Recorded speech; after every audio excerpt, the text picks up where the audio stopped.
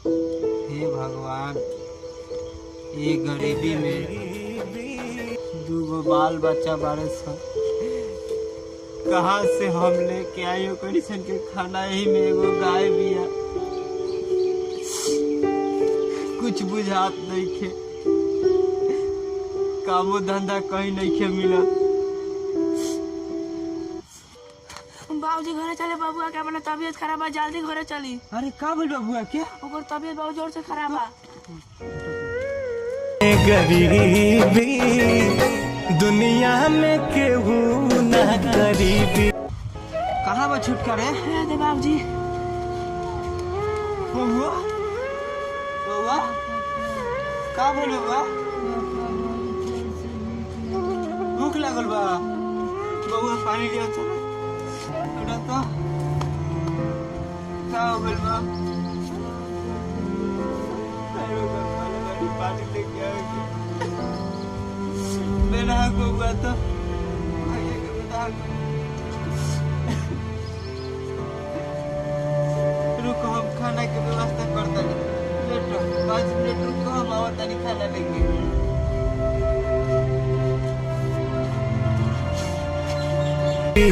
रे गरीबी दुनिया में केहू ना गरीबी। ए चाची, चाची हां, का करता हो? के बाहर आई तनी। हमरा के 2 गो रोटी दी, हमार बेटा बहुत भूख लागल बा। हमरा बेटा के ना नहीं के दे जो के सोने के मां के खा दी, लेकिन नहीं के हमरा खाए के मिलते नहीं के। अरे 2 गो रोटी दे दी। ना नहीं के जाई न जाई, हम घर में ना तो आएंगे ने। अरे पहला नहीं के ऊपर उलट पड़ जाई ने, कोई जाता नहीं, कोई नहीं।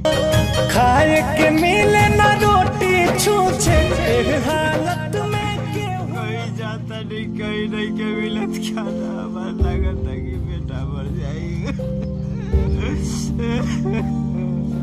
ए भैया, कोई बाओ, कोई बाए घर में भैया, 2 गो रोटी दे दो, हमार बेटा लॉकडाउन में अपने जीवानी सब भूखे। अरे भैया, हमार बेटा के जान चल जाइयो। देखो दूसर घर, देखो दूसरा घरे नहीं के ना, हमनी के लगा तो भूखे खुद बानी सब।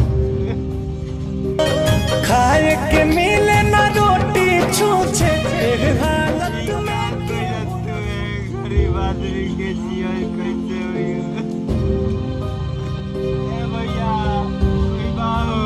हाँ भैया, 2 गो रोटी भी निकाल के जो यहाँ कुछ नहीं है, जो अरे भैया, हमार बेटा हमनी के खाए के नहीं, खाए के कहाँ से दी सो? खाएंगे 2 गो। क्या होने मांग लियो? रे गरीबी दुनिया में केहू ना गरीबी। ले आई चॉप, समोसा, प्याज, अंडा चॉप, भुजा उजा, एमे से हो, एमे से ए भैया, कौन के लेबा?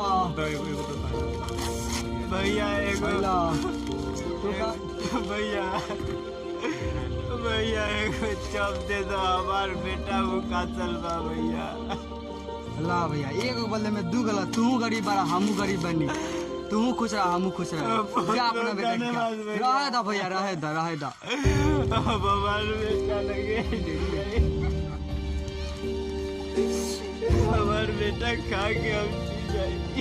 गरीबी